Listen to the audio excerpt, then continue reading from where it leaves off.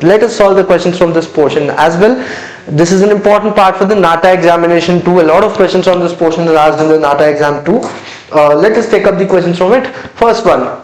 Now the questions in this area are not that difficult. Most of the questions are based on simple understanding and general knowledge and observation.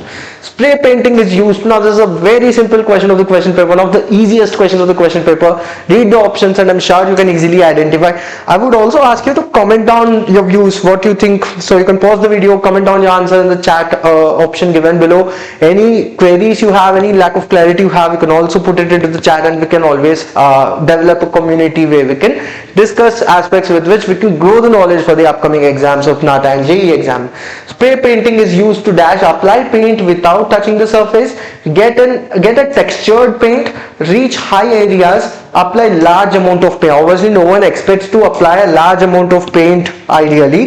The answer for this question would be the first one, that is when you want to apply paint without, because when you use other techniques of rollers or paintbrush, you will be touching the surface. If you want to apply the paint without physically touching the surface, then the approach you can have is spray painting. So option number 1 will be the correct answer. Very straightforward, simple.